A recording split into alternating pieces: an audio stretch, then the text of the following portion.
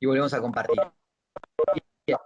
¿Recuerdan dónde ubicábamos este?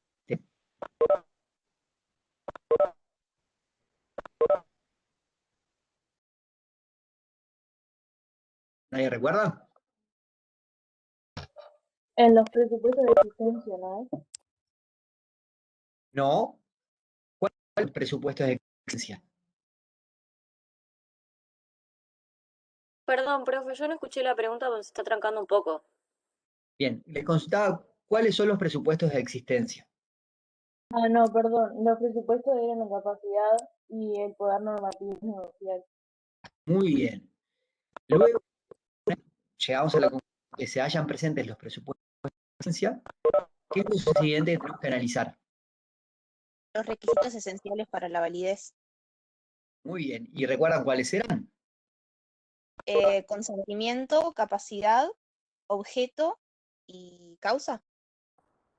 Perfecto. ¿Y en qué orden los analizamos? ¿Cuál de los elementos que La mencionaron? capacidad primero. Perfecto. La capacidad. El consentimiento, el objeto y la causa. Perfecto. En caso de esos 4 elementos se hallen presentes, ¿cómo podemos calificar a ese contrato? Ya sabíamos que existía. 4 elementos se hallan presentes, ¿cómo Válido. es ese contrato? Válido, exacto. Luego, una vez que concluimos que ese contrato es válido, vamos a ingresar en una siguiente etapa, que es ver si ese contrato además es eficaz, ¿sí? Es eficaz implica que genera obligaciones. Bien. Centrándonos en este elemento, objeto del contrato, yo ahí la bibliografía, que de todos modos la tienen en el cronograma, ¿sí?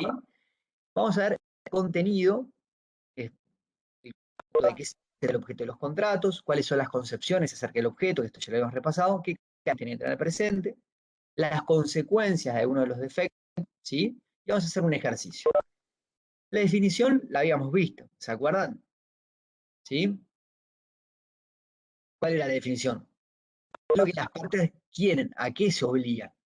Cuando hablamos del objeto de algo, ¿en qué consiste algo, justamente? Y habíamos visto 6 concepciones. Recuerdo que habíamos visto la materialista, jurídica. ¿Y cuál de estas concepciones que es la que primaba en nuestro derecho? ¿Quién se acuerda?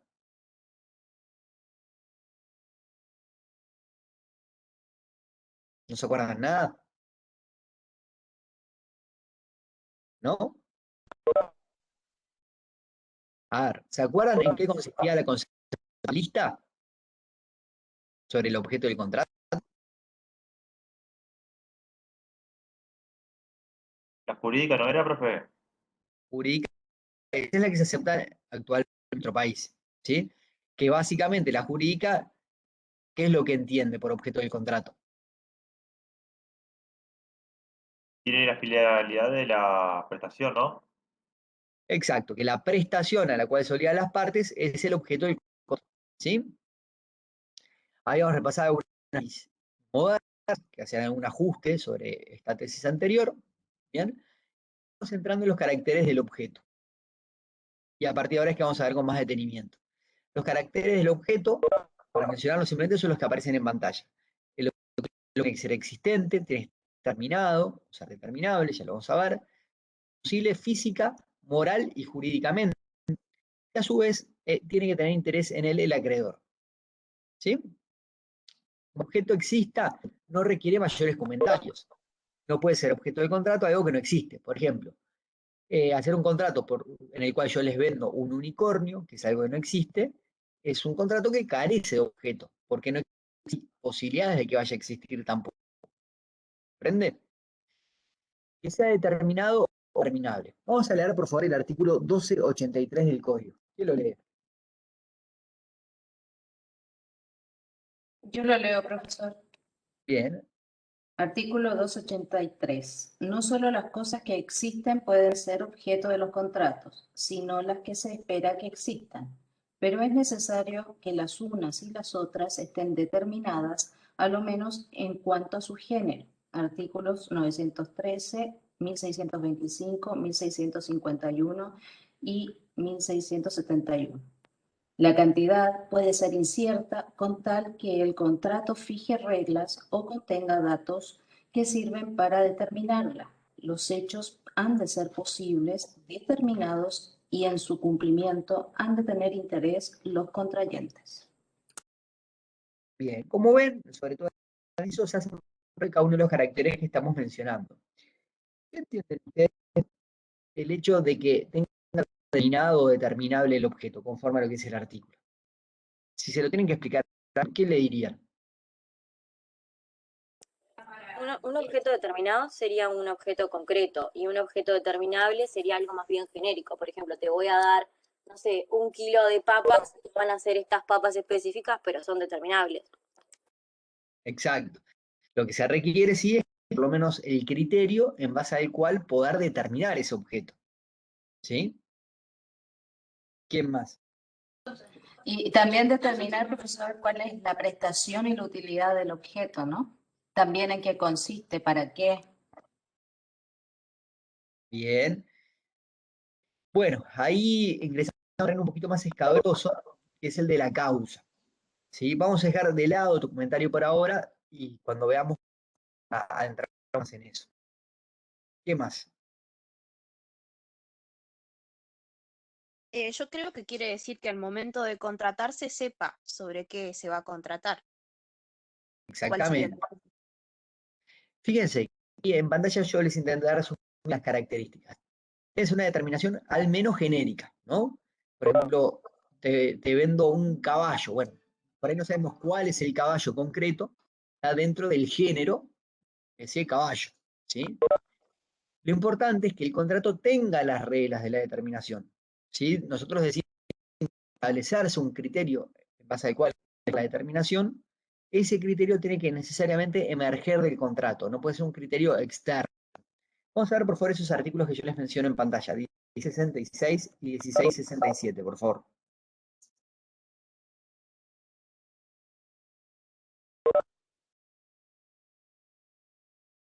¿Quién lo puede leer?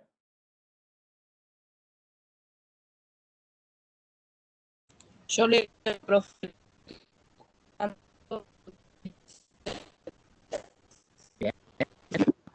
Bien, el precio debe ser determinado por los contrayentes y en ningún caso por uno solo de ellos. Podrá hacerse la determinación del precio por cualquiera medios o indicaciones que fijen. Si se trata de cosas fungibles y se vende al corriente de plaza, se entenderá el día de la entrega, a menos de expresarse otra cosa. Y el 1667 dice, también Perdón, podrá dejarse. perdón, te hago una interrupción, disculpa. Sí, Para que lo puedan visualizar. Por ejemplo, los contratos de arrendamiento agrario es común establecer que el precio terminará conforme al valor de determinado producto. Por ejemplo, imagínense un campo destinado a ganadería, es muy relevante saber a cuánto va a estar el kilo de carne, porque eso es lo que determina la rentabilidad que va a tener el arrendatario. Entonces es frecuente establecer allí que el precio, lo que tendrá que pagar el arrendatario al arrendador por ese predio, se determinará conforme a el precio de, no sé, 800 kilos de carne, ¿no? Allí sabe específicamente cuál va a ser el precio, pero se da un criterio para determinar, ¿sí? Lo importante es quién determina cuánto vale la carne.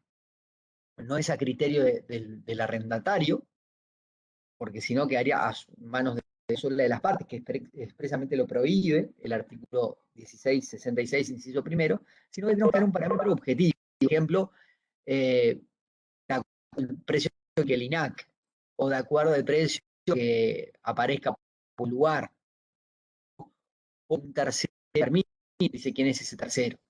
Lo importante es, aun cuando no se haya especificado el elemento, ¿no? Recuerden que el precio justamente implica la prestación de una de las partes, ¿no?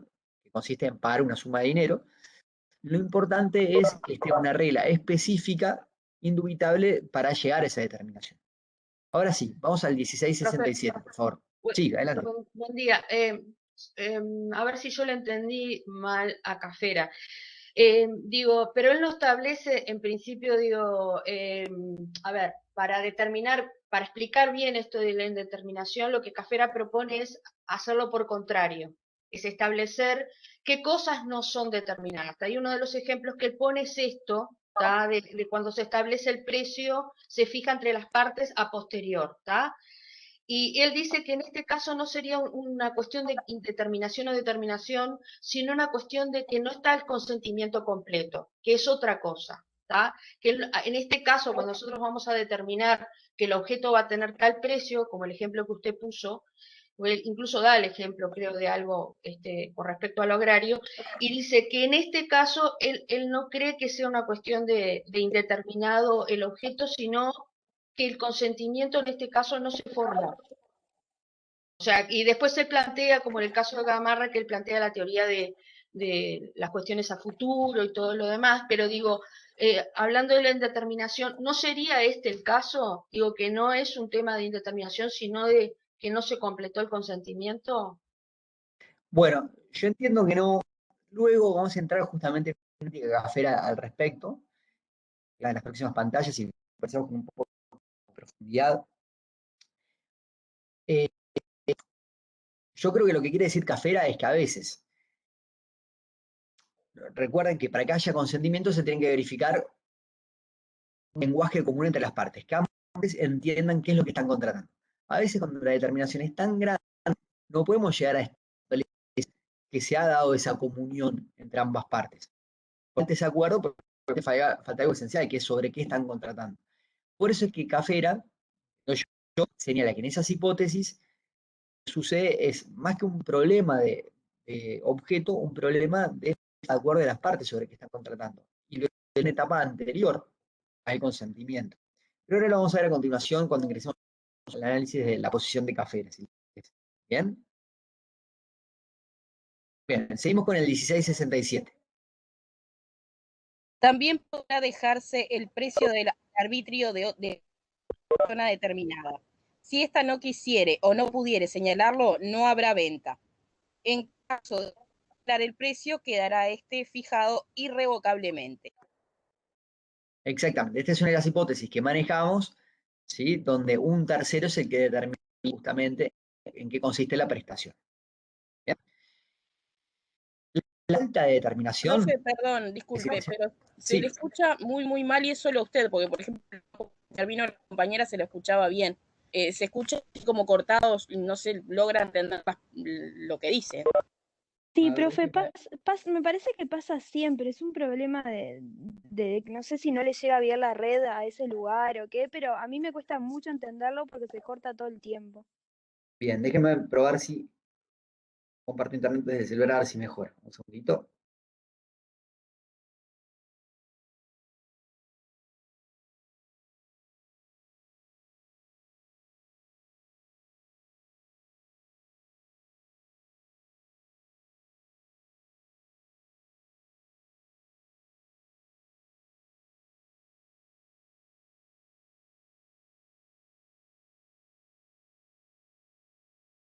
¿Me escuchan? Sí, profe. Sí. Bueno, vamos a ver si mejora. ¿Sabe lo que hay, profe? No sé si lo conoce. Hay un multiplicadores de señal, que es un enchufe, que lo enchufa. Lo ¿sí? tengo, lo compré, Está. lo tengo, pero no me ha funcionado, la verdad. Sí. ¿Sabes qué es? Hay que configurarlo en la red. Tienes que configurarlo Sí. desde la computadora. Sí. Bien. Lo he configurado, pero aún así me sigue pasando. Pero bueno, vamos a ver si justamente de internet, si qué está pasando. Les pido disculpas. Pero bueno, vamos a seguir con lo que tenemos mientras tanto. Vuelvo a compartir. Estamos con la determinación del objeto. Justamente, la porque originalmente no se ha determinado, o porque la vía de la decisión que se estableció no puede hacer, no se llega a concretar, por ejemplo, que el tercero que se asigna para establecer cuál es el precio se niega a hacerlo, estas situaciones se asimilan a que no exista objeto. ¿Bien? ¿Y cuál es la existencia que no exista objeto? Bueno, el contrato no es válido. ¿Sí? Sí. Acá vemos unas hipótesis de indeterminación que yo les marqué, cualitativa y cuantitativa. Cualitativa es cuando ni siquiera decimos el género. ¿Bien? Cuando te tengo que entregar algo que se encuentra en mi casa, pero ni siquiera llegamos a dar un criterio concreto, ¿no? Si es un mueble, comestible, etc. cuantitativa cuando no indicamos los parámetros justamente para contar cuántas especies hay que integrar. ¿Sí? Porque, no sé, acá me indican que el micrófono hace interferencia, y es verdad. ¿No será que alguien tiene prendido? Yo creo que ahí sucede, alguien tiene prendido. Era una compañera, pero ya lo apagó, profe. Perfecto. En la indeterminación cuantitativa, entonces, es cuando no se indica aquel parámetro que puede afectar, ¿no? Ya sea la cantidad, el volumen o el peso. ¿Sí? Este requisito de la determinación, como indica acá, es un requisito para que exista el objeto. ¿Sí? No de validez. Por supuesto que la falta de existencia del objeto inmediatamente implica la falta de objeto.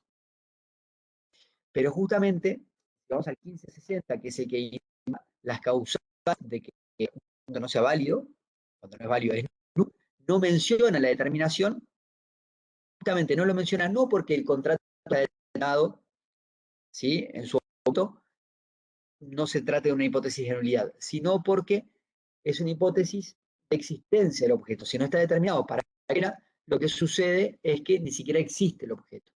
Vamos a leer el 1560 para poder visualizar esto. Este es un artículo que ustedes tienen que... Sí, está muy presente. Adelante. Artículo 1560. Dice, la nulidad producida por un objeto o causa ilícita, la producida por la omisión de algún requisito o formalidad de las leyes, prescriben para el valor de ciertos actos o contratos en consideración a su naturaleza, y no a la calidad o estado de las personas que en ellos intervienen, son nulidades absolutas. Hay asimismo nulidad absoluta en los actos y contratos de personas absolutamente incapaces. Cualquier otra especie de vicio produce nulidad relativa y da derecho a la anulación del acto o contrato. Bien, este es un artículo que usted lo tiene presente. De ahora en más, en el ejercicio del día de mañana, se van a enfrentar un montón de situaciones que de defectos, proceso de eficacia contractual, y usted tiene que determinar qué tipo de defectos. Bien, para saber si es una nulidad, justamente tenemos que ir a este artículo porque nos establece cuáles son las nulidades. Luego, en los artículos siguientes, nos dice qué consecuencias tiene esa situación según se trata de una nulidad relativa o absoluta, que lo vamos a ir estudiando. ¿Y qué es lo que les intentaba explicar? Justamente, el hecho de que el objeto del contrato no esté determinado o determinable, no aparece mencionado en el 1560. ¿Bien? Entonces, eso nos lleva a preguntarnos, que no esté determinado o determinado, perdón, que un objeto no determinado o determinable no aparezca mencionado en el 1560, ¿implica que no hay un problema de validez? ¿Que es válido de todos modos? No. La explicación que da Cafera es que como la falta de determinación afecta a la existencia, que ha subsumido en la hipótesis de existencia, no es necesario ni siquiera que esté mencionado aquí. ¿Bien? Pero bueno, es una discusión teórica de que ustedes la tengan presente. Claro, porque Sí. él dice que, es lo que dice que el contrato de cosas, en el caso de esto, dice que la cosa en sí, no, si partimos de la base de lo que él piensa con respecto a lo que dijimos de las tesis, ¿no? Digo, él plantea que el objeto del contrato es el efecto que produce, digamos, las normas privadas, ¿no? Entonces, digo, si partimos de esa base, para él la cosa futura tiene objeto desde el inicio. O sea, no podemos hablar de que si yo en realidad lo importante es el contrato, la forma y los efectos, digo, no tanto la cosa, ¿no? A ver si lo entendí. Es bastante complicado. Está muy bien lo que decís. Está muy bien, porque justamente la tesis de Cafera sobre el objeto del contrato, precedente, en la clase anterior, cuando el objeto, es que el objeto es la norma que crea el contrato. La norma puede existir aún cuando no exista la cosa en sí. Porque ¿en qué cosa es la norma? Bueno, en que tenés que cumplir cierta prestación y si no la haces tenés cierta consecuencia adversa. La regla puede existir aun cuando carezca de su objeto. Pero bueno, no quiero entregar porque es una discusión un poquito más elevada, más teórica. Lo importante es que ustedes tienen que quedarse con la jurídica que es, la tesis jurídica que es la prestación en sí, el objeto de las obligaciones. ¿Bien? Y el objeto de los contratos, en este caso. Bueno, vamos al requisito de existencia del objeto. Artículo 1672. ¿Quién lo puede leer? ¿Un voluntario? Yo lo leo. Si al tiempo de celebrarse la venta se había perdido la cosa en su totalidad, el contrato es nulo y puede el comprador repetir el precio. Si la pérdida ha sido parcial, el comprador que la ignoraba puede optar entre desistir del contrato o reclamar la parte existente, haciendo que por tasación se determine el precio. Es uno u otro caso. El que vendió a sabiendas responde de daños y perjuicios al comprador de buena fe. Bien.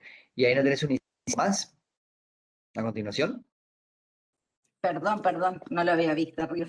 La repetición concedida al comprador en el primer caso de este artículo no lo exime de responder por los daños y perjuicios cuando sabía la pérdida de la cosa ignorándola el vendedor. Exacto. Como ven, es un artículo que está en sede de compraventa, que es un tipo actual. Sin embargo, de este artículo se desprende una regla que se aplica analógica a todos los contratos. ¿Qué hipótesis nos maneja este artículo? Imagínense una cosa que existía, pero que perece, y perece antes de que se celebre el contrato, que se otorgue. ¿Sí? Yo les tenía que vender mi caballo, pongámosle de nombre Charita, mi yegua Charita, y fallece antes de que firmemos el contrato. Al momento de celebrar el contrato, no existía el caballo. Ese es el momento importante para que el contrato exista, el contrato tenga objeto, para que eso determine la validez del contrato. El momento del perfeccionamiento es al perfeccionamiento el que te... Profesor, ¿Cómo? ¿Sí? y cuando habla de cosas futuras, yo me visualizo más, por ejemplo, si el contrato se basa en la compra del potrillo yegua que está esperando la yegua, o una cosecha a futuro. Cuando Perfecto, está muy leo bien. cosas futuras, es eso que es eso y no un caballo que existe y que puede perecer. Por supuesto, son hipótesis distintas. Está muy bien lo que tú decís, pero lo que venimos hablando no es cosa futura, sino cosa pasada. ¿Sí? Un caballo que existía y se murió antes de celebrar el contrato. Ese es un problema. En el problema de la cosa pasada, por ponerlo una nota visualizada, es claro que al momento de perfeccionar el contrato, ¿sí? Ya no hay objeto, no existe. Por lo cual, al no haber objeto, ese contrato no es válido. Una situación diferente es la que da la compañera, que es la cosa futura, que es aquella cosa que al momento de perfeccionar el contrato no existe, ¿sí? Pero que existiría en el futuro. Imagínense que el contrato que hacemos con ustedes es que yo les voy a vender el potrillo cambalache, que aún no nació, ¿sí? Tu madre es preñada, pero el potrillo aún no ha nacido. O que yo les venda la cosecha que voy a realizar en mi predio. Ni siquiera emergió la espiga, ¿sí? En esas situaciones, ¿qué sucede para ustedes? Son hipótesis de cosa futura. ¿Existe? ¿No existe? ¿Qué piensan? ¿Hay Claro, objeto? ¿No lo es pero válido? volvemos al tema de siempre para mí, digo, porque es un poco lo que plantea Cafera, digo, que los contratos hablan de lo que harán las personas, no de las cosas. Entonces yo voy a contratar, el otro va a tener que sustituir ese caballo por otro o me va a tener que pagar. Digo, no sé, el objeto acá no es la cosa, no es el caballo, sino el contrato que yo hice con la otra persona, lo que se habló, las condiciones en las que yo hice, ¿no?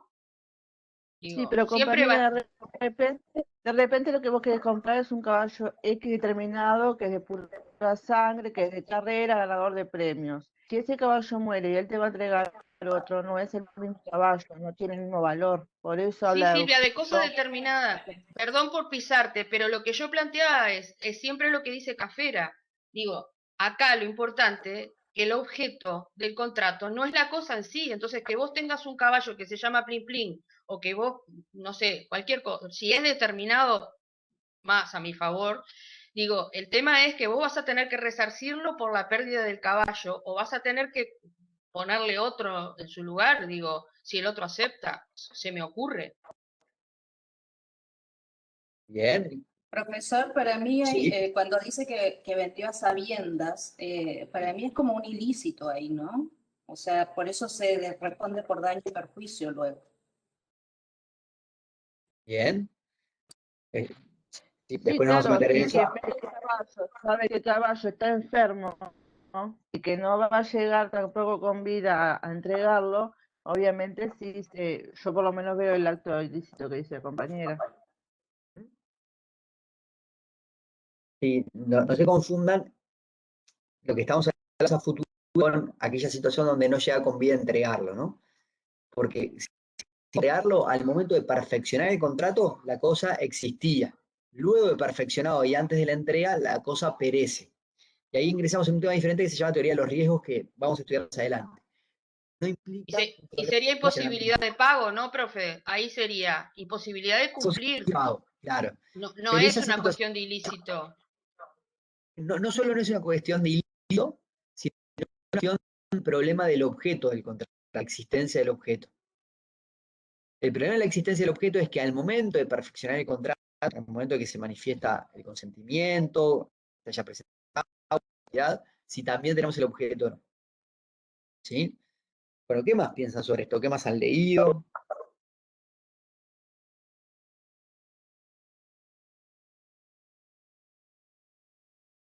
Profe, para mí cuando la cosa perece antes de la entrega, si no es por ¿Sí? si no es por culpa del deudor, como que no hay objeto y que el contrato queda nulo por la falta de objeto.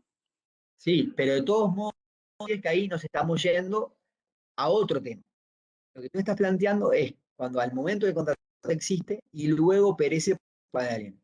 Eso es un tema distinto al que estamos estudiando ahora. Estamos estudiando si al momento de perfeccionar el contrato la cosa existe. ¿Ah? Porque el requisito es que estén todos los elementos de validez, los requisitos de validez presentes en ese momento. El problema de la cosa futura es justamente que en ese momento aún no existe esa cosa, existirá en el futuro. Si eso nos inhibe o no la posibilidad de considerar ese contrato perfeccionado y por tanto válido. Lo que tú planteas es un tema distinto, ¿no? Que es cuando a ese momento la cosa sí existía, pero no perece. Ya vamos a estudiar qué consecuencias tiene que la cosa perezca en un futuro y cómo incide que haya el deudor en ello o no haya, cómo incide que la prestación asumida, cuando sea posible, de dar, de hacer o de no hacer. Entonces eso es lo que se llama teoría de los riesgos. ¿Ah? Un tema distinto al que estamos viendo ahora. También se plantea la posibilidad, que no la entendí bien, que es la solución supletoria del 1671, ¿no? Que en el caso de que exista la posibilidad de que esa cosa exista y queda como una condición en suspenso. Lo repito como loro porque en realidad no lo entendí bien eso. Es una Sí, condición que se pone en el contrato. está muy bien lo que tú decís. Vamos a ordenar un poquito eso. Primero, la condición, así como el plazo, son elementos accidentales del contrato. ¿Qué quiere decir elementos accidentales? Que pueden estar o no estar. ¿Sí? Los elementos naturales son los que necesariamente están en el contrato. Y dentro de ellos encontramos a los esenciales, que es lo que estamos viendo ahora, ¿no? Esos elementos accidentales que pueden estar o no, como por ejemplo la condición del plazo, poder estar o no, nunca pueden coincidir con los elementos que sí o sí tienen que estar presentes para que haya contrato. ¿Tá? El objeto del contrato como elemento esencial no puede ser un elemento accidental, porque no puede tener esa doble. Entonces, en esa hipótesis que dejas, donde el contrato queda condicionado a que la cosa existe, el problema que tenemos es que nos está llevando un elemento esencial al título de condición, lo cual no se puede. Condición puede ser algo, por ejemplo, digo, bueno, mañana llueve el paraguas, ¿sí? Que llueva o no llueva no es la esencia del contrato. La esencia del contrato es el paraguas y el precio que pagas por el contrato. ¿Ah? De todos modos, lo que tú decís es muy desde otro punto de vista. Y es la tesis de Gaumont, entre otros. Dice, bueno, cuando vos tenés, dice Gaumont, un contrato que ya se haya presente la capacidad de obrar, se haya presente la causa, se haya presente el consentimiento, y lo que nos falta es la causa, el objeto, porque aún no nació ese trío que plantea, en realidad lo que tenés, dice, es un contrato de formación progresiva, ¿sí? No intentamos convalorar en ese momento, donde están los demás elementos presentes, y decir, ya está, el contrato no es válido, y enargamos esa posibilidad de futura, sino que es un contrato que se va formando progresivamente. Cuando se haya presente el último de esos elementos, que es el objeto, ahí se completa el perfeccionamiento del contrato y allí se entiende perfeccionado. ¿Sí? Esa es una tesis que es muy importante, y es la que realmente propone Kaufman. Yendo un poco de nuevo al tema más genérico de cosas futuras, más allá de esa posibilidad de la teoría de Kaufman, les pido que lean estos artículos, 1283 y 1284. ¿Quién los lee? Yo leo, profesor. Sí, adelante. El 1283 dice, no solo las cosas que existen pueden ser objeto de los contratos, sino las que se espera que existan, pero es necesario que las unas y las otras estén determinadas o por lo menos en cuanto a su género. Artículos 913, 1625, 1651 y 1671. La cantidad puede ser incierta, con tal que el contrato fije reglas o contenga datos que sirvan para determinarla. Los hechos han de ser posibles, determinados, y en su cumplimiento han de tener interés los contrayentes. Bien. Los cuatro sobre el inciso segundo. ¿Lo podrás leer? ¿Del 284? Solo el inciso segundo. Perfecto. Dice, es físicamente imposible el hecho que es contrario a la naturaleza. Ahí está. Lo primero que podemos concluir a partir de la lectura de estos artículos es que por lo menos para el legislador uruguayo es posible que cuyo objeto sea una cosa futura. Explicado así sencillamente, ¿no? Es un poquito más complejo. Que el objeto del contrato sea una prestación y que el objeto de la prestación sea una cosa futura, no presente actual. ¿Por qué? Porque así lo dice expresamente. No solo las cosas que existen pueden ser objeto de los contratos, sino las que existan. Fíjense que este artículo habla de cosas como objeto de los contratos. Lleva agua a favor de la tesis de la doctrina materialista del objeto de los contratos. Pero su doctrina, de todos modos, se entiende que la cosa como objeto de los contratos habla como cosa, como objeto de la prestación, siendo la prestación el objeto de los contratos. ¿Ah? Lo segundo importante es el 284, inciso segundo, ¿sí? Que por más que se espera que existan, tenemos que ver si la esperanza está dentro de las posibilidades de la naturaleza. ¿Sí? Nuevamente, si digo, te vendo el unicornio que será el próximo año, y bueno, no existe, yo espero que, pero es imposible que eso llegue a suceder, porque nunca han existido los unicornios, ni nada nos hace pensar que hayan existido en el futuro. Es decir, que esa esperanza, esa cosa futura, tiene que ser algo que tenga posibilidades de conformarse conforme a los parámetros de la naturaleza. ¿Bien? ¿Podría ser, por ejemplo, un contrato de una cosecha futura, algo así? Sí, exactamente. Exactamente. Profesor. ¿Sí? Él habla de la empty of space, de la ventana a la esperanza, de aquello de que te vendan el Exacto. obelisco. Él dice que tiene Sí. que existir, aunque ahora no exista, tiene que ser, tiene que tener aquello de la posibilidad física, ¿no? Uno de los requisitos. Pero tiene que existir, aunque no exista ahora, tiene que ser posible más adelante, ¿no? Exactamente, así es. Sí, ¿alguien más que si va? Perdón que yo lo corté. Sí, yo, profesor, que digo que eso, por ejemplo, se ha visto ahora con el tema de esto, de las expropiaciones de los terrenos para las vías del tren, Sí, que hay lugares donde se ha expropiado y va a pasar la vía a futuro por la entrada de una estancia, por ejemplo. Entonces, al momento del contrato de expropiación, se hace la promesa de que el camino se va a volver a recuperar, la entrada al campo, por ejemplo. Eso también puede ser, que a futuro. A ver si te entiendo. Tú lo que decís que es futuro es la prestación de De, realizar un camino, claro, de brindarle, de darle de nuevo la conexión a el la ruta, acceso. por ejemplo, el acceso.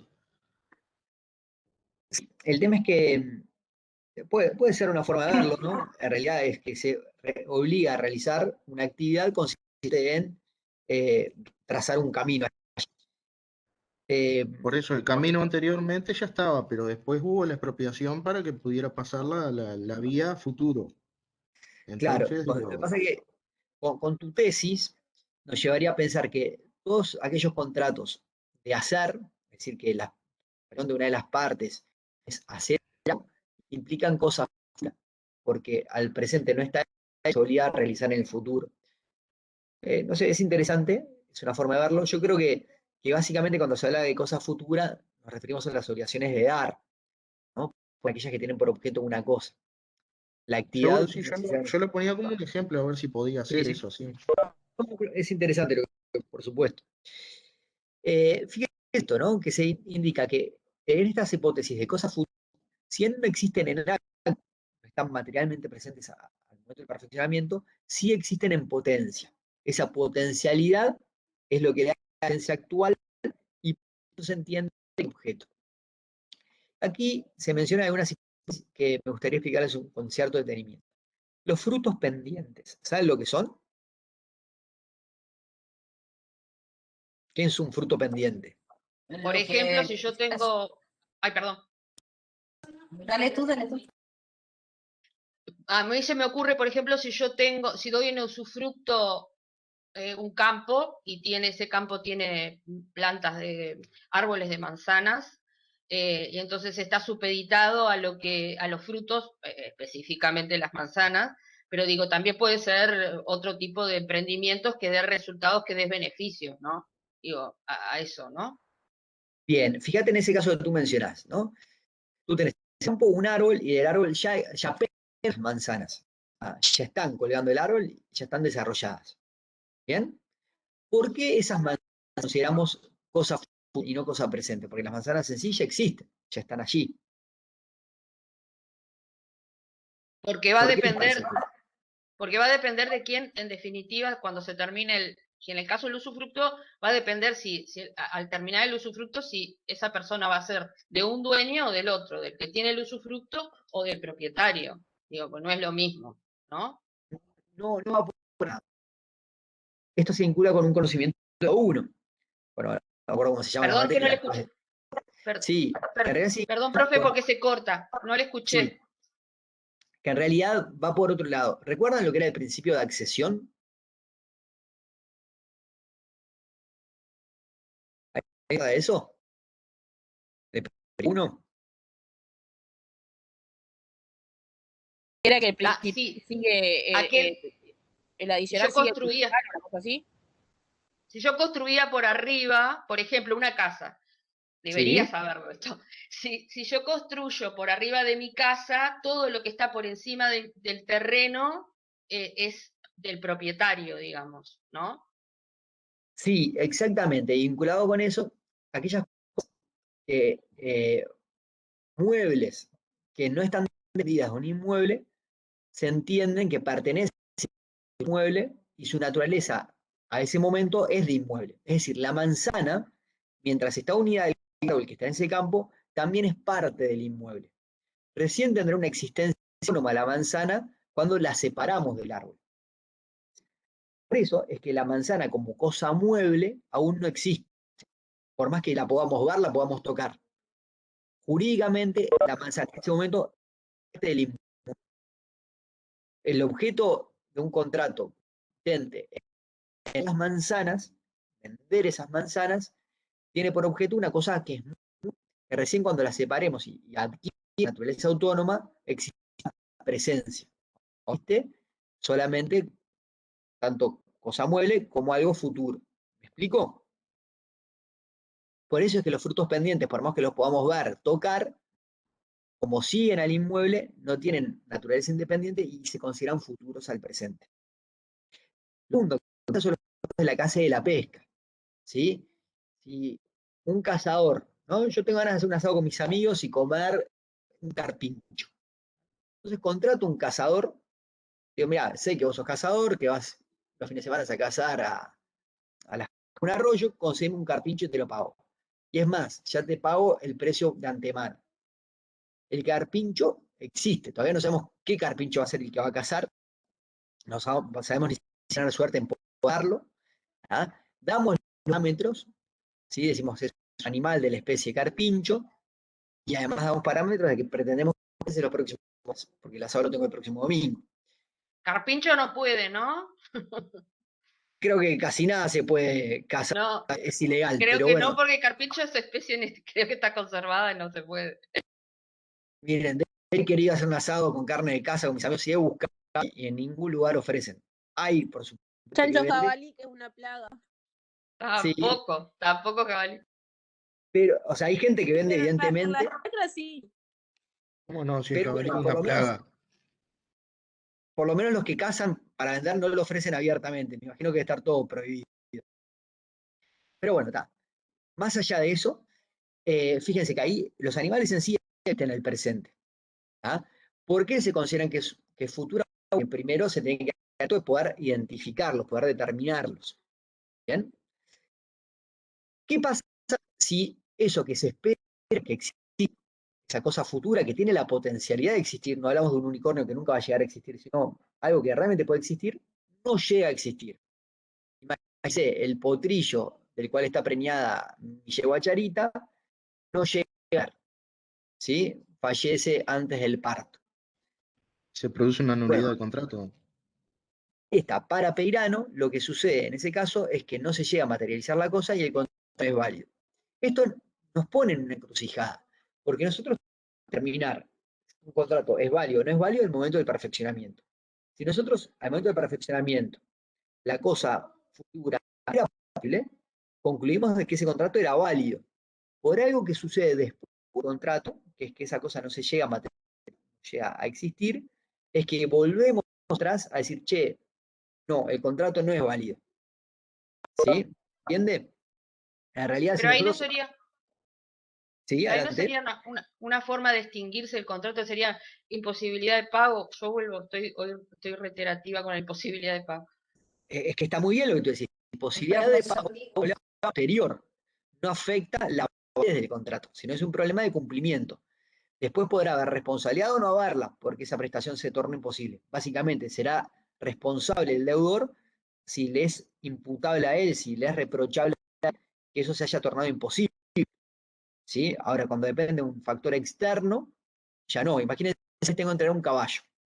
El caballo al momento de perfeccionar el contrato existe. Tengo que entregar una semana.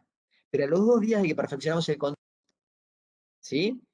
Yo dejo el caballo al intemperie y se muere. No fui precavido, se venía un temporal y me es imputable a mí esa situación y yo seré responsable por la muerte de ellos. En cambio, si el caballo se muere y lo mató y no estaba previsto ni siquiera una tormenta eléctrica, ahí depende de un hecho externo de la naturaleza, una causa de fuerza mayor, por lo cual no me es reprochable. Es un problema de posibilidad de que implicará o no responsabilidad del deudor según esa situación, pero no es un problema de perfeccionar, ¿sí? No es un problema de validez. La validez solamente la valoramos al momento del perfeccionamiento del contrato. Entonces, Profesor, sí, ahí es donde capaz que tenemos que tener atención y movernos a la teoría que es más materialista, puede ser, que nos habla del objeto. la posibilidad, a la tesis de Peirano, de que el contrato no es una cosa futura que tenía la potencialidad de existir al momento del perfeccionamiento, luego no me termina de comprender lo que les estoy comentando. ¿Ah?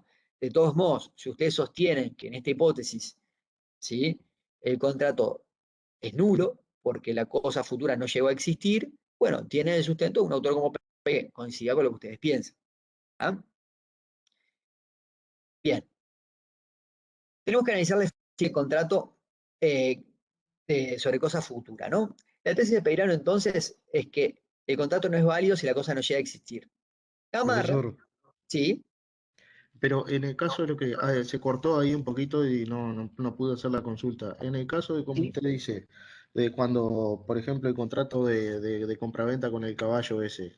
Eso se pacta antes en el contrato, porque en caso de que se muera y se produzca una negligencia por parte del vendedor, aplica una pena para el vendedor.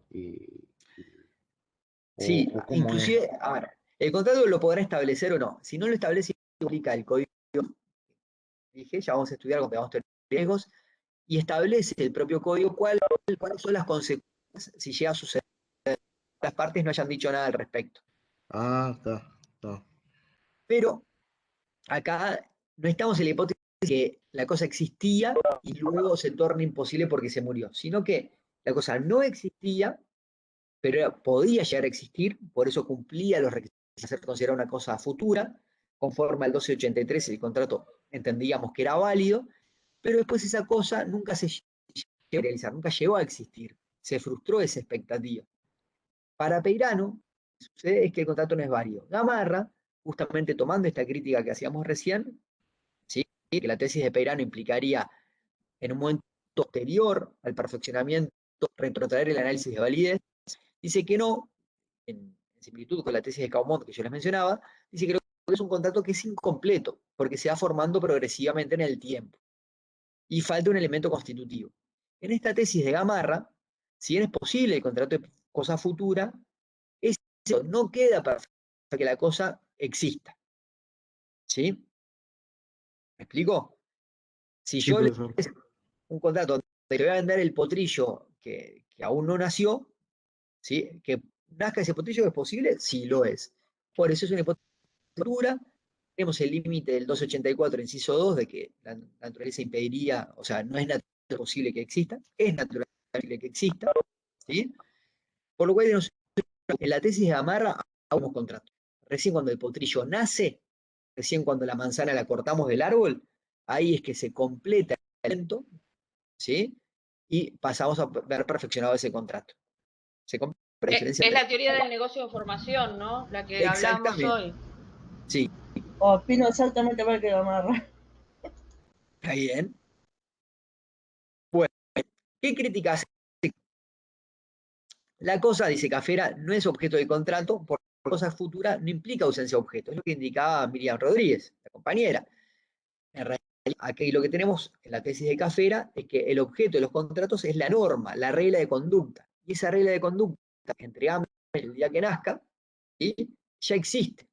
Solamente la confusión de la cosa en sí, el caballo, con la prestación, es lo que nos lleva a cuestionarnos sobre qué pasa si esa cosa no existe. ¿Ah? Por eso Café dice, el contrato sobre cosas está completo ya desde el principio, que están presentes los demás elementos. Por norma, ya se haya presente. ¿Sí? Lo que no está presente, no es intrínseco al objeto, extrínseco a la cosa sobre la cual se va a realizar esa norma de cumplimiento, esa regla de conducta establecida. ¿Sí? ¿Comprenden? ¿Sí?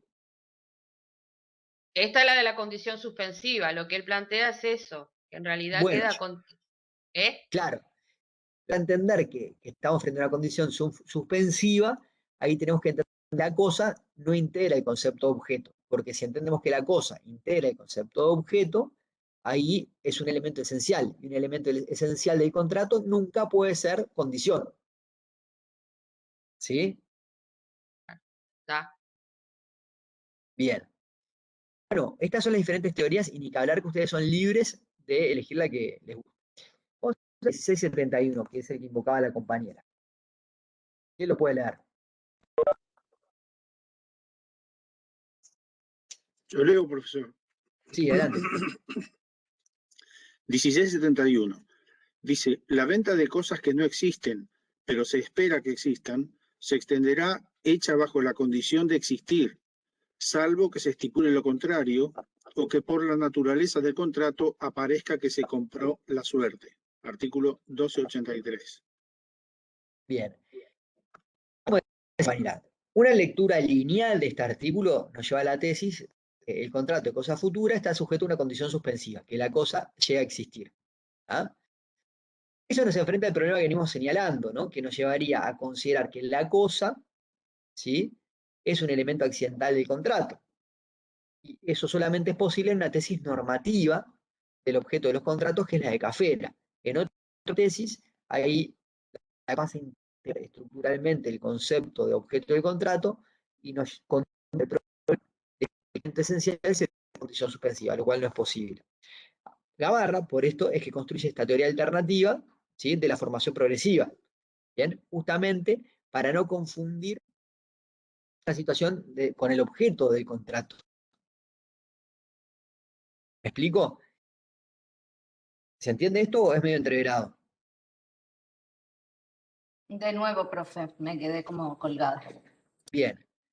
El problema que tenemos acá, vamos a entender el 1661.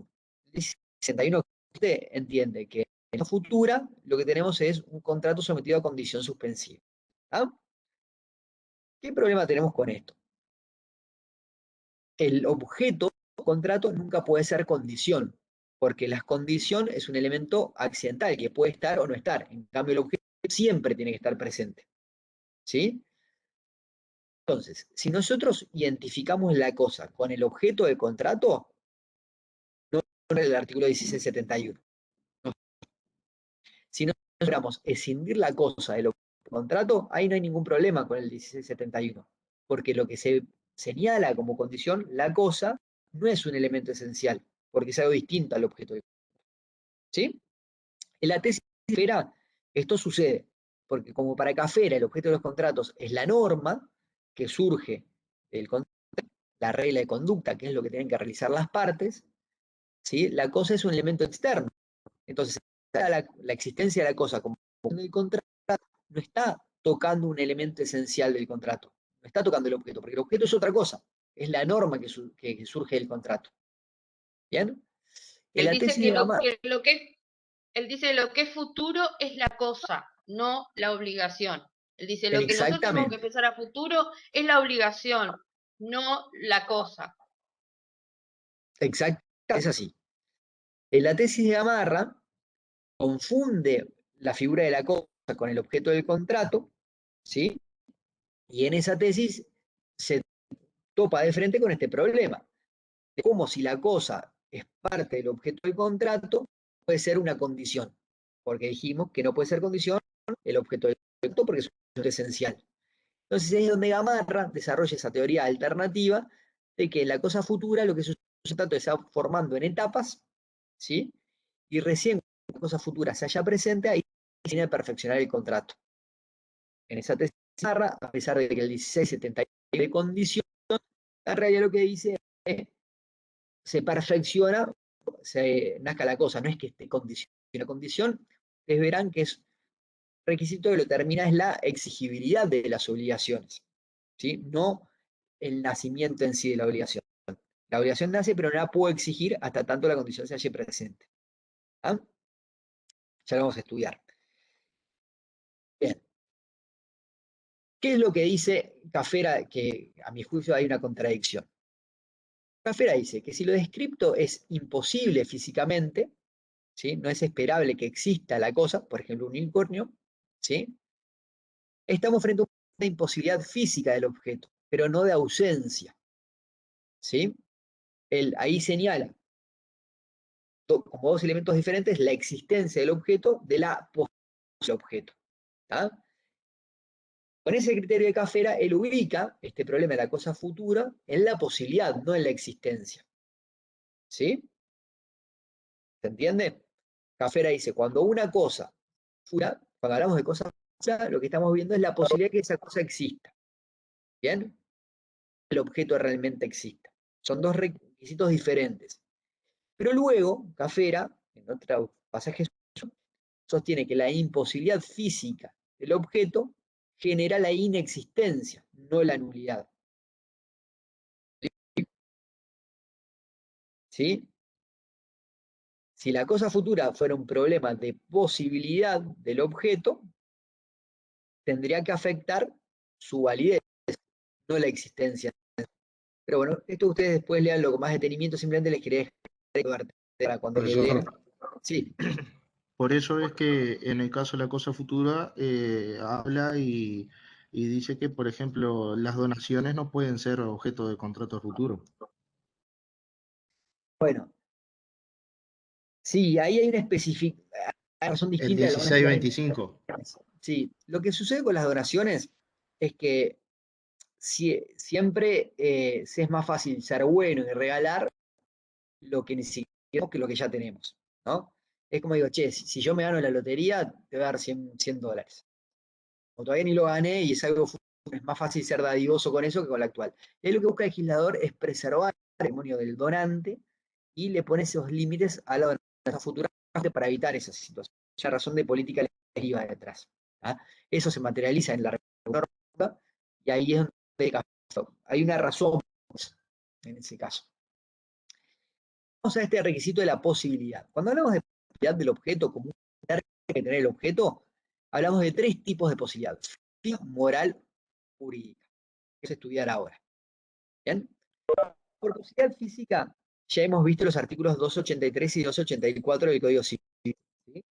En el 283 habíamos leído solo el segundo, ahora me interesa lo leer a todos. ¿Quién lo puede leer? ¿Voluntario? Yo lo leo. 1283. Dale. 284 es, ¿no? Sí. Bien. Los hechos son imposibles física o moralmente. Es físicamente imposible el hecho que es contrario a la naturaleza. Cortamos Es ahí, moral... perdón. Perdón. Entonces, este concepto de imposibilidad, como nos dice el 284, es solamente lo que es contrario a la naturaleza, que naturalmente no es posible que llegue a existir. ¿Sí? El del unicornio. ¿Qué es lo que sucede? Como yo la ya va variando con el tiempo, con el progreso científico, porque muchas cosas que en el pasado parecían imposibles, en el futuro no lo son. Imagínate, yo me obligo a transportarlos a Júpiter. Hoy, con eso científico que tenemos, no es posible llevar a un humano hasta Júpiter. Entonces hay una imposibilidad. ¿Bien? Pero quizás con el progreso científico, eso sí se logra. Entonces, tengan eso presente. Hablamos de imposibilidad física, decimos que tener muy en cuenta el momento de perfeccionar el concepto y si a un momento era o no físicamente posible, si la naturaleza permitía que en un futuro se concretara esa posibilidad. ¿Bien?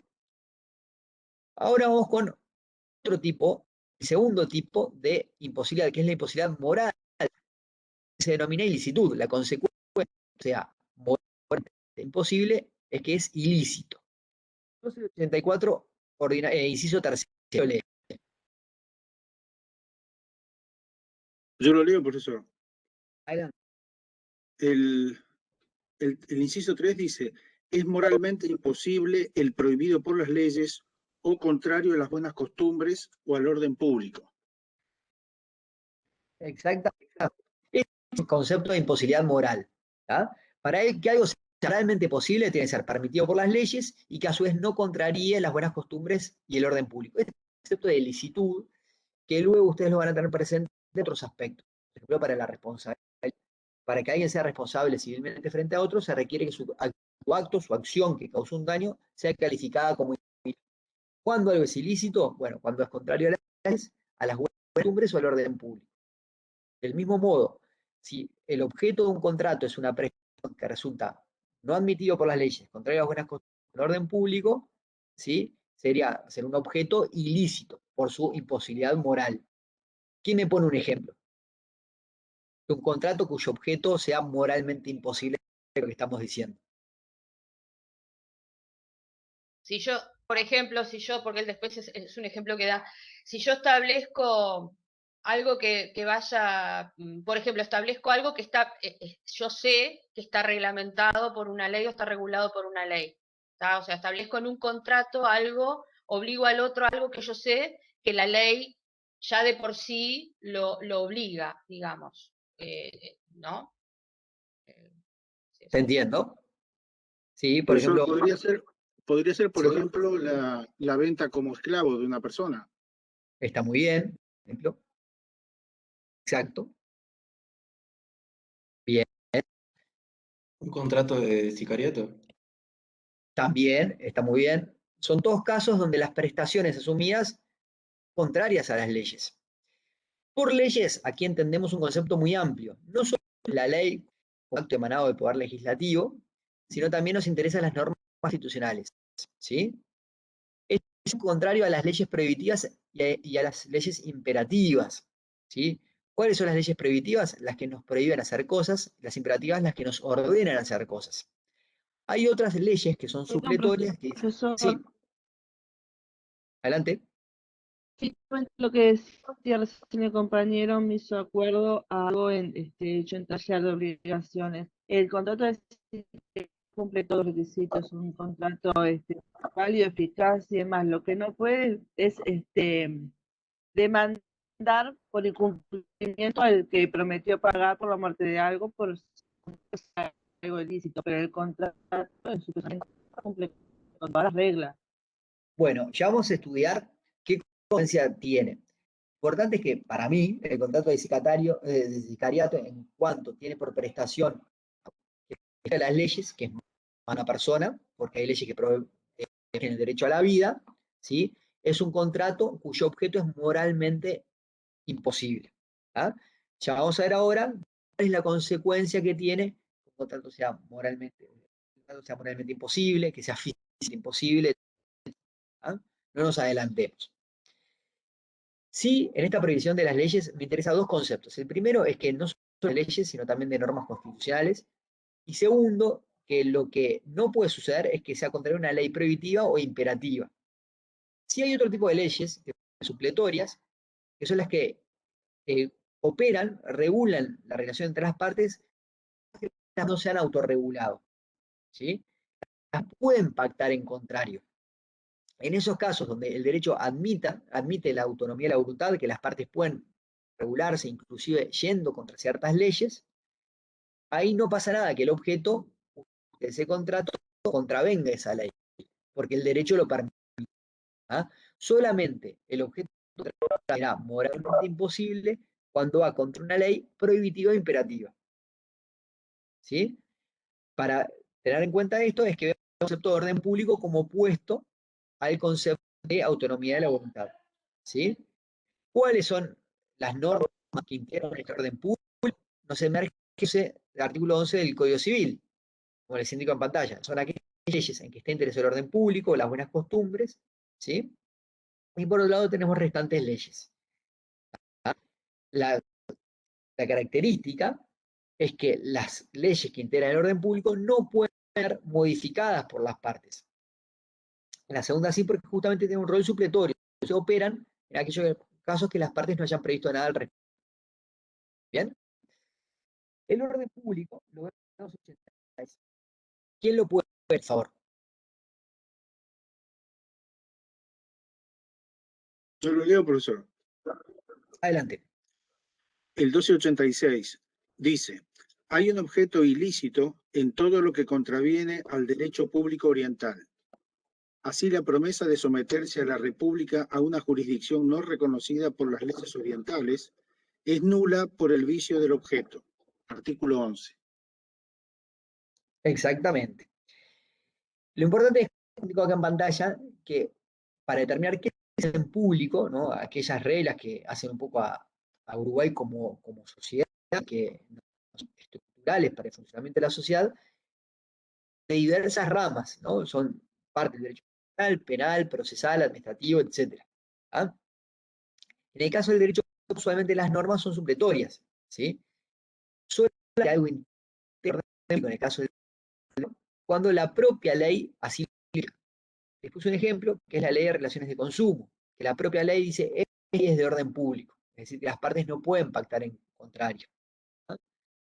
Y a su vez puede suceder que una norma de derecho privado también sea de orden público, aun cuando la ley no habla, un criterio no formal, sino sustancial. Esto sucede cuando el interés que se protege por medio de esa ley es un interés general y no de un individuo particular. ¿Ah? Ejemplos como esto, bueno, las disposiciones del Código Civil que establecen cuáles son los requisitos de validez y eficacia de los contratos. ¿Sí? Por el contrario, y acá les puse un ejemplo para que puedan visualizar donde hay autonomía de voluntad, aquellas disposiciones en cuál es el contenido y alcance de las obligaciones, allí las partes pueden pactar en contrario. porque no está protegido un interés general. Pero ahí también digo, él en algún momento pone el ejemplo de que si yo pacto, acuerdo, interpartes, un arrendamiento por 40 años y la ley establece el tope de los 15, él dice que en realidad como que los de los 40 no va a funcionar y se va a regir por lo de los 15, ¿no? Sí, exactamente.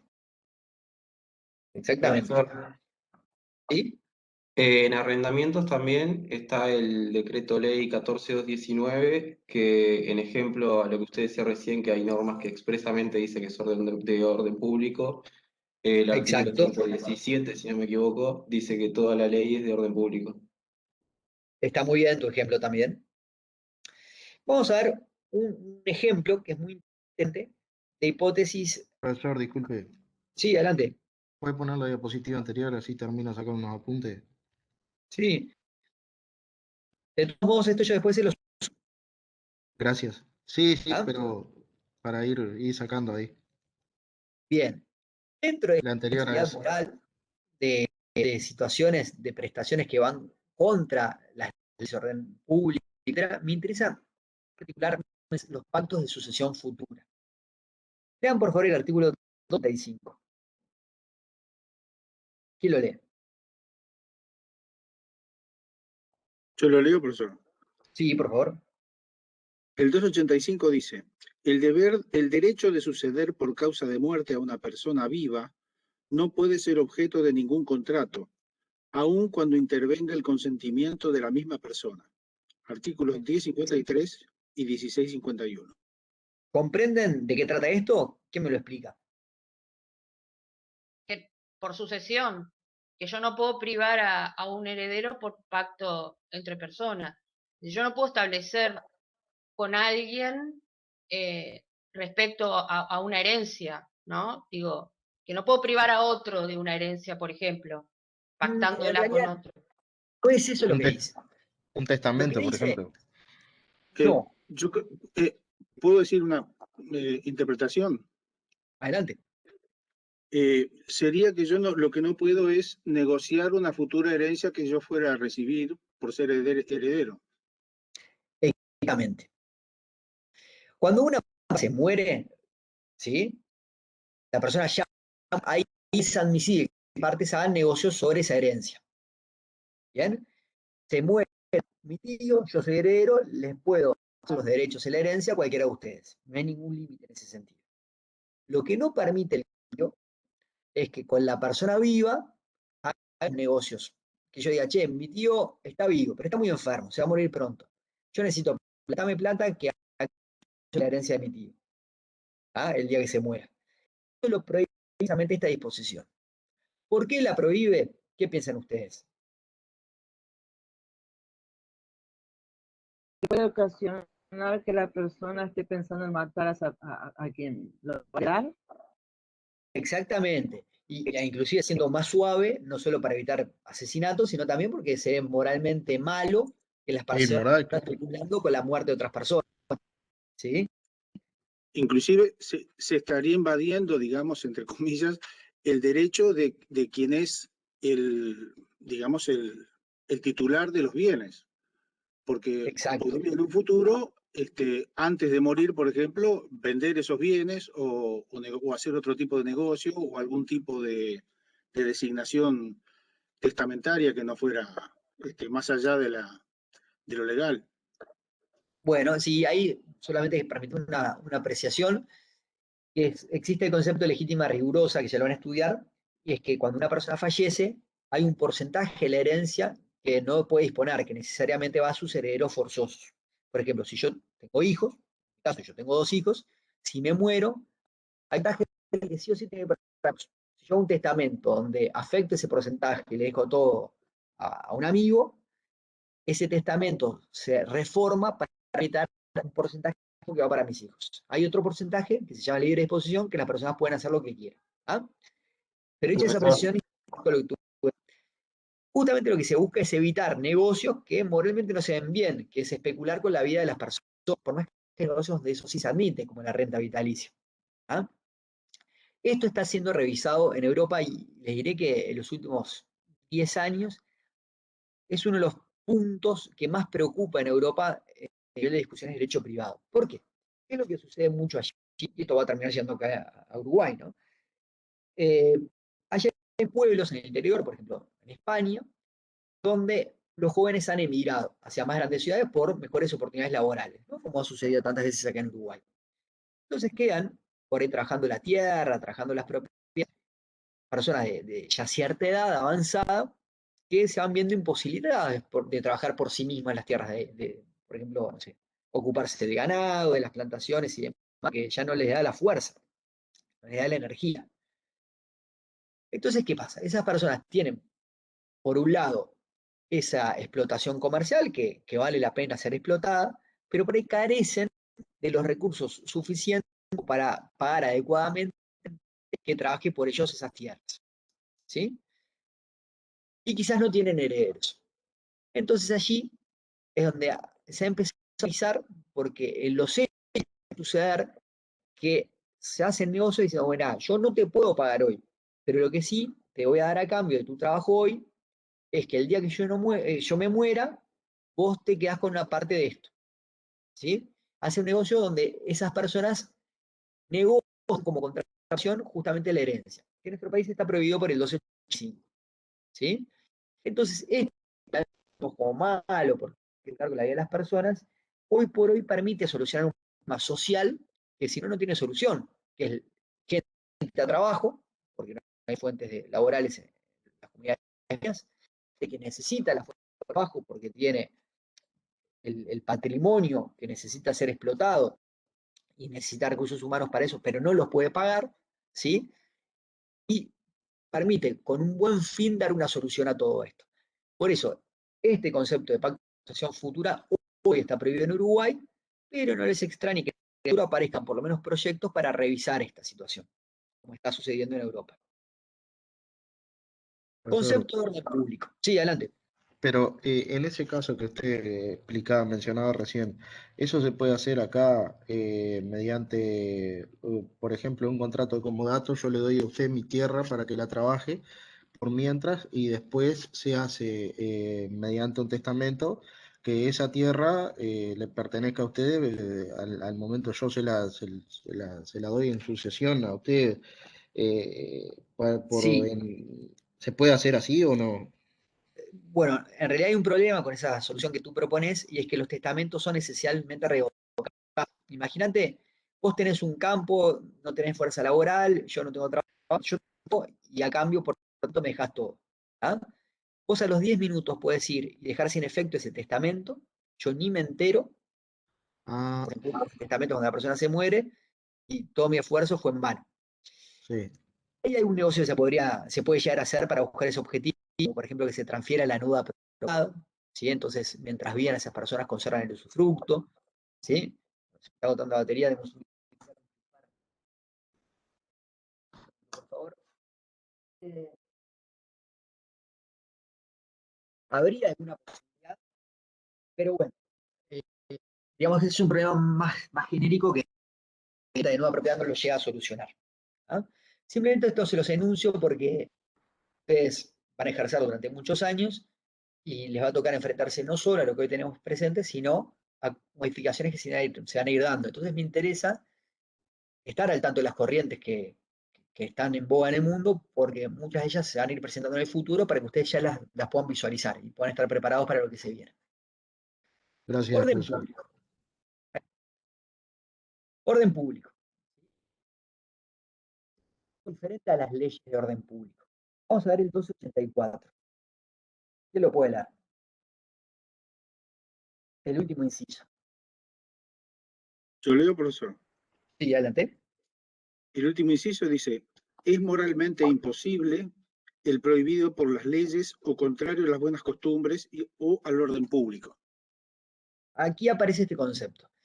Nuevamente, no se refiere a las leyes de orden público, sino que se refiere a un concepto diferente a la ley, ¿sí? Inclusive se viola el orden público aún con una ley que así establezca que es el orden público. Por orden público entendemos, como les indico en pantalla, con tantas definiciones, el conjunto de presupuestos indispensables para la existencia del Estado y que se refieren a la organización y constitución de lo social. Son las bases sobre las cuales se elabora nuestro país, ¿sí? Sobre las cuales funciona la sociedad. Bien, por más que no haya una ley que específicamente la establezca. Y costumbres es un concepto visible aún, que son aquellos usos y costumbres, ¿sí? Y que hay una sociedad. Obviamente, estos usos y costumbres, como ustedes pueden imaginarse, varían de un país a otro, de un momento histórico a otro. No sé, es muy frecuente, a mí me gustó mucho ese ejercicio, a veces cuando pasan publicidades de hace muchos años, cuando yo era niño, con cosas que eran totalmente normales, aceptadas, y hoy van totalmente en contra de nuestros principios, ¿no? Por ejemplo, el tema del género que hablábamos el otro día.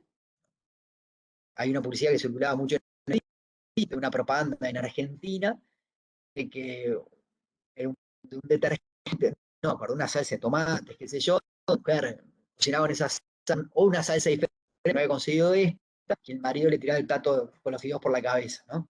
Decía que no de eso. Esa propaganda hoy sería invisible, daría nuestras buenas costumbres. Claro ejemplo, me parece a mí, de cómo esta figura de costumbres va variando no solo de país a país, sino también va variando de un momento a otro. Y yo les hago una charla también sobre género. Daron una profesora de Siria, que es investigadora en Estados Unidos, y habló de Uruguay en de derechos humanos. Los problemas que se enfrentan para ver qué es lícito en Siria son distintos a los que se enfrentan acá. Allá la lucha, por ejemplo, de las mujeres, porque para poder contratar, para poder poner un tiene que tener autorización de su hermano a su padre. Eso en Uruguay es impensado, mujer adulta. Pero ahí se dan, ¿sí? Es decir, en un mismo momento, las buenas cosas varían. Hoy, para nosotros, es contrario no solo a la ley, sino a las buenas costumbres, que una mujer tenga que pedirle permiso a su hermano mayor para poner un negocio, y en Siria no. Es la moral de una sociedad lo que está en juego. El tercer concepto es la posibilidad jurídica o genérica. Y acá les pido, por favor, 282. ¿Quién lo lee? Yo lo leo, profesor. Sí. El objeto de los contratos es el objeto de las obligaciones que por ellos se contrajeren. Puede ser objeto de los contratos las cosas o los hechos que no estén fuera del comercio de los hombres. Exactamente. Este concepto es el que define la posibilidad jurídica, estar dentro o fuera del comercio de los hombres. En definitiva, ya hemos hecho referencia varias veces a un trato lógico que tiene toda la construcción del derecho europeo, decimonónico, que de alguna forma se imprima más allá de los cambios, y el trato es visto como una herramienta para las actividades mercado con mayúsculas, ¿sí? Mercado en el sentido de sistema que opera, para que la gente pueda operar en sociedad. Pero justamente con una herramienta para operar en sociedad, mercado, realmente lo que está fuera de esos conceptos, ¿sí? Puede ser regulado o puesto a través de la figura del contrato, ¿sí? Por ejemplo, acá les menciono dos hipótesis de objeto fuera del mercado. Lo que no puede ser objeto de propiedad privada, ¿sí? Ustedes recuerdan que hace unos años salieron las noticias que un hombre vendía terrenos en la calle, ¿sí? Lo vendía en un shopping, a la gente le parecía divertido, iba y compraba, por ejemplo, no sé, decir 300 pesos el equivalente, bueno, hizo muchísimo dinero. Inclusive este hombre había mandado un correo de casa diciendo, bueno, es algo que se en contrario, yo me declaré capital. La NASA ni le respondió, pasó el tiempo y el hombre creo que había empezado en Estados Unidos diciendo, mira, yo ando y se nos opuso que se me reconozca como dueño de la luna. Bueno, justamente la luna está fuera del objeto de la privada, por lo menos se entiende que ningún individuo puede tener una propiedad individual exclusiva sobre ella, como lo mismo puede llegar a suceder con el sol o los ríos del Uruguay. ¿Sí? En segundo lugar, aquellas actividades o aquellos objetos que solamente pueden pertenecer a los agentes públicos. ¿Sí? En caso contrario, que haya un contrato que regule una operación que tenga por objeto algo fuera del mercado, la consecuencia es la imposibilidad jurídica. Está establecido en los artículos 15, 49 y 50. Que los leamos, por favor. Los lee.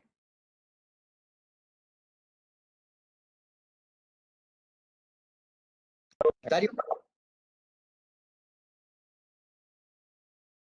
Yo leo.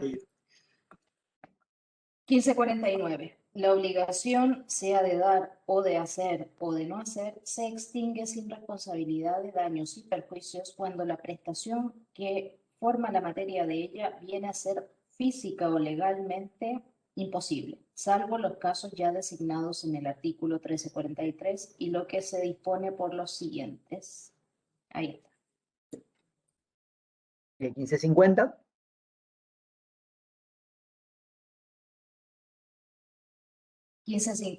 La cosa cierta y determinada que debía darse solo se entenderá que ha perecido en el caso que se haya destruido completamente o que se haya puesto fuera del comercio o que se haya perdido de modo que no se sepa de su existencia.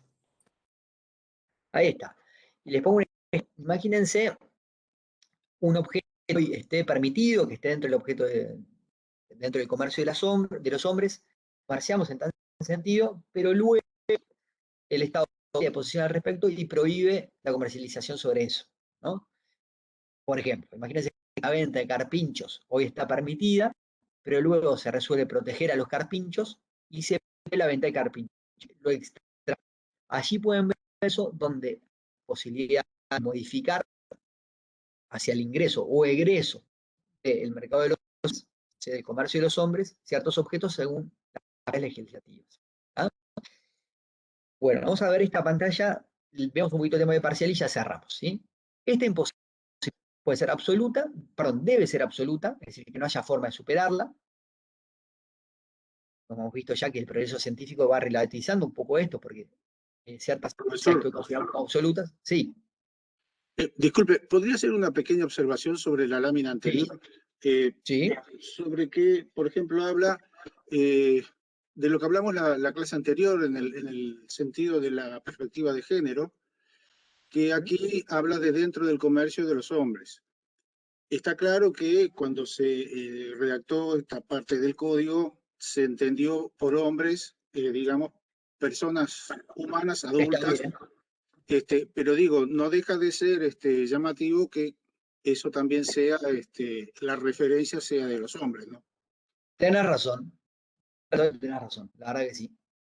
Vamos a tomar nota sobre eso, yendo de a poco una perspectiva de Me género. parece que poner la palabra persona en todo donde dice hombre sería como lo más... Coincido. Sí, lo mejor. Coincido, es cierto. Bueno, perdón, me fui para el otro lado. Acá.